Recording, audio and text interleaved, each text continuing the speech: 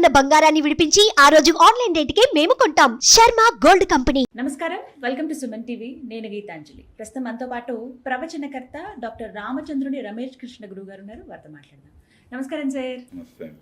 మహాభారతం గురించి పూర్తి విశ్లేషణ అందిస్తూ ఉన్నారు, మాకు అవగాహన కల్పిస్తూ ఉన్నారు. ఇందులో భాగంగా నాకు వచ్చినటువంటి సందేహం ఏంటంటే, అందరికీ తెలిసిందే మహాభారత యుద్ధం అతిపెద్ద యుద్ధం అని, ఇంకా అంతకు మించింది ఏదీ లేదు అని. ఇప్పుడు యుద్ధం జరగాలంటే ఇరువైపుల నుంచి ఎవరిది వాళ్ళకు ఉంటుంది. వీళ్ళు గొప్ప అంటారు, వీళ్ళు గొప్ప, మీది తప్ప అంటే మీది తప్పని. ఇప్పుడు పాండవులందరూ చాలా ఉత్తములని మనం మాట్లాడుకున్నాం, ధర్మం వీళ్ళ వైపే ఉందని. కౌరవులు అనగానే వీళ్ళు చాలా దుర్మార్గులు అనంట. ఎప్పుడైనా సరే యుద్ధం అనేది అటువైపు వాళ్ళు ఇటువైపు వాళ్ళు ఎవరో ఒకరు ప్రేరేపిస్తేనే కదా జరుగుతుంది. మరి అంత ధర్మాత్ములైన పాండవులు ఎందుకు ప్రేరేపణ చేశారు అంటే, ఇక్కడ నేను అడగదలుచుకున్నది మూల కారణం ఏంటి, ఎందుకు ఆ మహాభారత యుద్ధం జరిగింది అనేది తెలుసుకోవాలనుకుంటున్నాం. చాలా మంచి ప్రశ్న అడిగారండి. ఇప్పుడు ఇక్కడ ప్రధానంగా ఒక విషయం ఏంటి అంటే, యుద్ధము అంటే కేవలం విధ్వంసం అనేటువంటిదే కాదు. యుద్ధం అనేది మంచి కోసం కూడా జరుగుతుంది. ఓకే, లేకపోతే ఇప్పుడు ప్రపంచంలో 10 మంది పుట్టడం ఎంత అవసరమో, పుట్టిన వాళ్ళు అవతలకు పోవటం కూడా అంతే అవసరమా కాదా? భూమి సరిపోదు సార్, సరిపోదు కదండి. అవునా కాదా?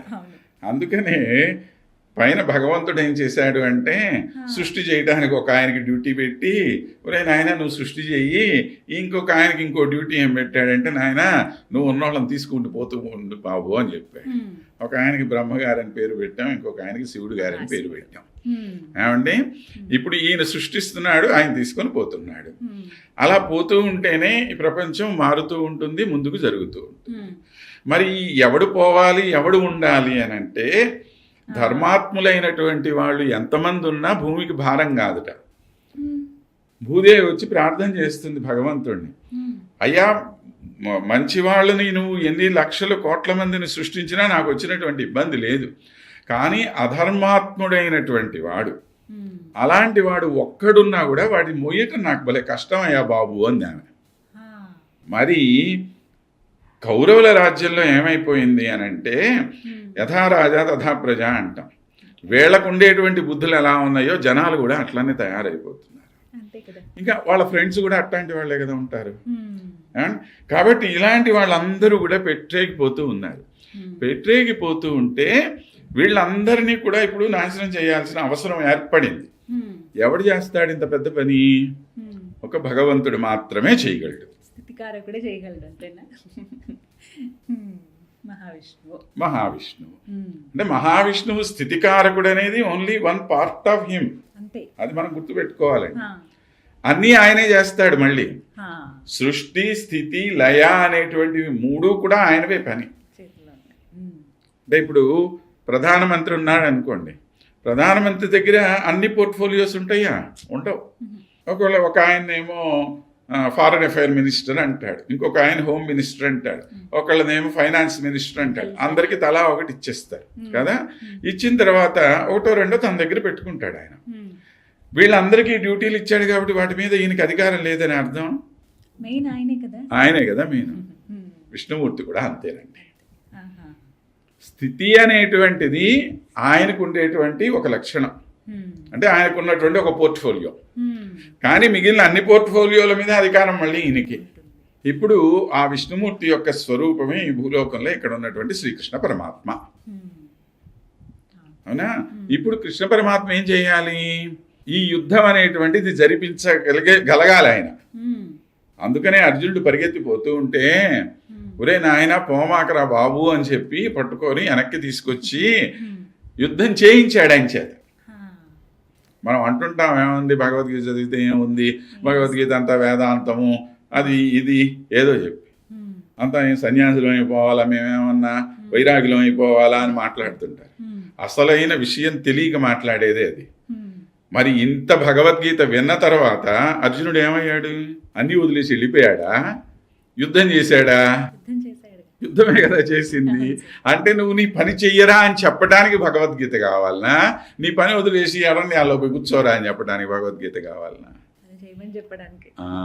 అంటే ఇప్పుడు జనాల మనస్సుల్లో ఎటువంటి అంటే సరైనటువంటి ఆలోచన కాదు ఇది. అసలు భగవద్గీత అంటే అదేదో మరీ ఈ మధ్య అయితే ఎవడన్నా చచ్చిపోతే అదొక పాటలు పెట్టి వెనకాల వినటానికి మాత్రమే భగవద్గీత అంటున్నారు ఇప్పుడు. అసలు వినడానికి కూడా ఇష్టపడి పెడుతున్నారు ఇప్పుడు. అదే ఎవరన్నా ఇంట్లో పెడితే కూడా అయ్యయ్యో ఏంది భగవద్గీత పెట్టారు, ఎవరన్నా పోయారా మీ ఇంట్లో అని అడుగుతున్నారు. ఇంతకన్నా ఘోరం ఇంకోటి లేదు. ఎంత అన్యాయమైనటువంటి మాట అండి అది. మనిషికి ఎంత చక్కటి జవసత్వాలు ఇచ్చేటువంటిది భగవద్గీత. మానవుడికి ఒక సరైనటువంటి దిశానిర్దేశం చేయగలిగింది.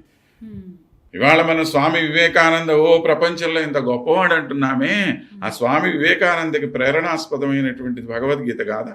ఆయన ప్రపంచమంతా తిరిగి చెప్పినటువంటి మాటలన్నీ భగవద్గీతలో విషయాలు చెప్పాడా, ఇంకెక్కడమన్నా చెప్పాడా? కాబట్టి ఇది భగవానుడి యొక్క మూలమైనటువంటి ఉద్దేశ్యం. ఈ అధర్మం నశించాలి, సత్యాన్ని ప్రతిష్ఠింప చేయాలి, ధర్మాన్ని ప్రతిష్ఠింప కదా. దానికోసం ఈయన చేస్తున్నటువంటి వ్యవహారం అది. సరే, భగవంతుడిని పక్కన పెడదాం మనం. ఇప్పుడు యుద్ధం జరగాలి అని అంటే మరి మీరు అన్నట్లుగా రెండు చేతులు కలిస్తేనే కదా చప్పట్లు, అవునా? కాబట్టి పాండవులు అందరూ మంచివాళ్లే అని అంటున్నారే, మరి యుద్ధం ఎందుకు కోరుకున్నారండి అని అంటే ఇక్కడ ఎవరెవరు కోరుకున్నారో కూడా చూద్దాం మనం, ఒకసారి తెలుస్తుంది. ధర్మరాజు కోరుకోలే యుద్ధాన్ని, నాకు వద్దు అన్నాడు. పాపం ఆయన పేరే ధర్మరాజు, మనం అందరూ చెప్తుంటాం. ఎవడన్నా కాస్త మంచిగా ఉంటే ఏమంటాం మనం, పాపం వాడు ధర్మరాజు అండి, ఏమీ తెలియదండి అని చెప్పి అంటాం. అంటే ధర్మంగా ఉంటే పాపం అని, అంతే కదా మరి. అదే కదా మరి, పాపం ధర్మరాజు అంటే ఏంది అర్థం? అంతే కదా, బిచార బలాద్మి అంటారు హిందీలో, అవునా? బలాద్మి ఊరుకోవచ్చు కదా, బేచారా బలాద్మి అంటాం ఎందుకు మనం? పాపం మంచోడు, ఏంది పాపం అక్కడ? అలాగే ధర్మరాజు కూడా పాపం ధర్మరాజు అనమాట ఆయన. కాబట్టి ఆయన ఎప్పుడూ కోరుకోలేదు. మరి మనందరి దృష్టిలో భీముడికి పాపం కోపం ఎక్కువ, అవును కదా, ఉగ్రంగా ఉంటాడు కదా ఆయన. దుర్యోధనుడు అంటే మరీ కోపం కదా, ఎప్పుడెప్పుడు పోయి ఆడితో యుద్ధం చేసేసి ఆ దుశ్శాసనుడిని దుర్యోధనుడిని చీల్చి చెండాడాలని కోరుతుంటాడు. అలాంటి భీముడు కూడాను శ్రీకృష్ణుడు సంధికి వెళ్తున్నప్పుడు, కృష్ణ మాకు ఈ యుద్ధం వద్దు, అన్నగారి కోరిక ప్రకారం శాంతినే కోరుకోనువ్వు అన్నాడు. ఇంకా ఇంత కోపంగా ఉండేటువంటి ఆయనకే వద్దు యుద్ధం అంటే ఇంకెవడు కోరుకుంటాడండి? సరే, తర్వాత మహాపరాక్రమవంతుడైనటువంటి వాడు అర్జునుడు. అర్జునుడు ఏమన్నాడు? ఎందుకన్నా ఈ యుద్ధము మాకు వదిలేద్దాము, యుద్ధం వద్దు, ఏం వద్దు, గమనుంటాము, ఏదో వాళ్ళు ఎంత ఇస్తే అది తీసేసుకుంటాంలే, మేము తలా వచ్చిన ఊరు ఇచ్చేస్తే మా ఊళ్ళో మేము పోయి కూర్చొని కల్లో కొంచెం దాగి బతుకుతుంటాంలే అని చెప్పాను అన్నారు. ముగ్గురు అయిపోయారు. నకులుడు అన్నాడు, అన్నగారు ఏ కోరుకున్నారో అదే అన్నాడు.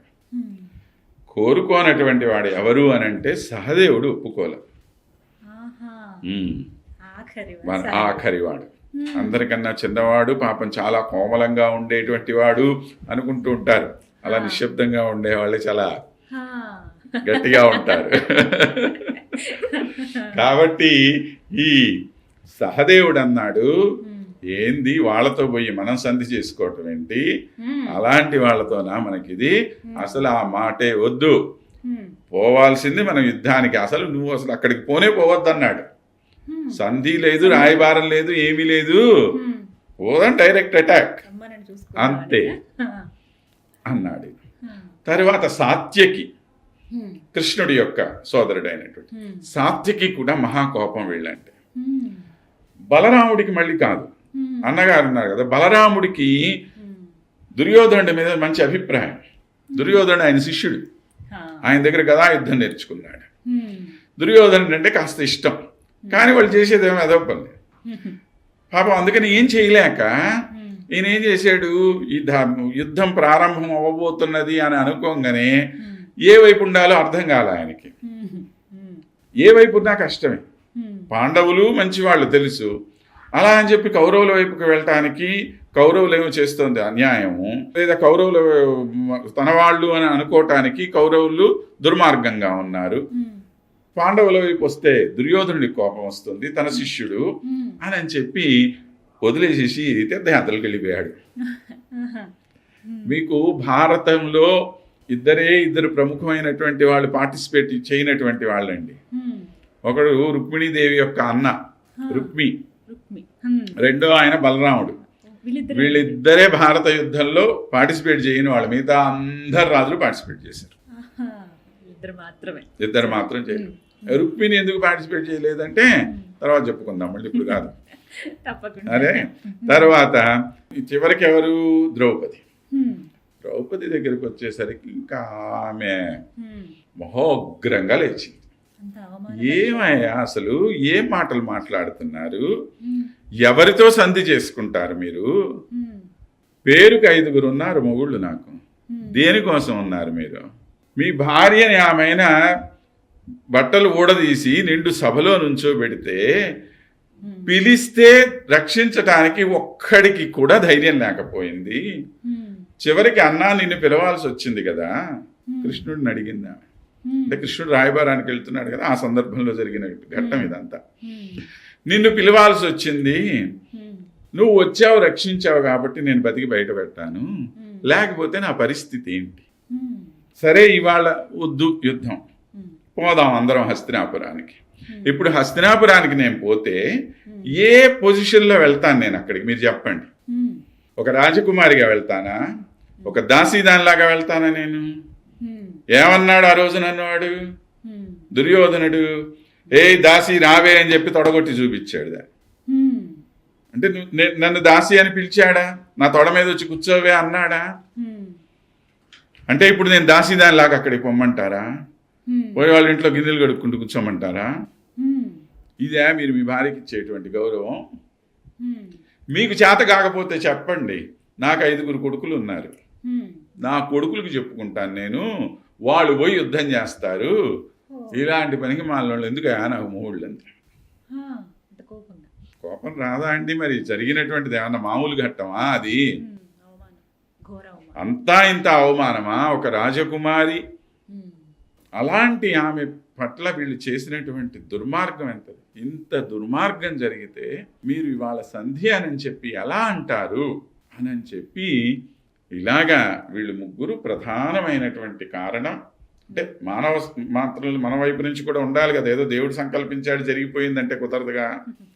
అలాగా సహదేవుడు, సాత్యకి, తర్వాత ద్రౌపది, వీళ్ళ ముగ్గురు ప్రోద్బలం వల్లనే మహాభారత యుద్ధం దాకా చెప్పాడు శ్రీకృష్ణుడు. ఎందుకు ఆయనకి తెలుసుగా మనసులో అన్ని, ఏదో పోతున్నాను రాయబారానికి పైకేను, జరగాల్సింది ఏదో నేను చూసుకుంటాలేవమ్మా, నువ్వేం భయపడమాక అని చెప్పి మనసులో అనుకున్నాడు. సరే సంధి కోసమని ఆయన బయలుదేరి వెళ్తాడు. వీళ్ళ ముగ్గురు యొక్క ప్రోద్బలం వల్లనే మహాభారత యుద్ధం అనేటువంటిది జరిగింది. వాళ్ళు ముందు నుంచి రెడీగానే ఉన్నారు కదా, వాళ్ళ పనే అది. ఎప్పుడెప్పుడు పోదామా, ఎప్పుడు వీళ్ళని నలుపుదామా, ఎప్పుడు ఈ రాజ్యం మొత్తం ఆక్రమించేసుకుందామా అని చెప్పి కదా. కాబట్టి వాళ్ళ వల్ల మెయిన్ కారణం వాళ్ళే.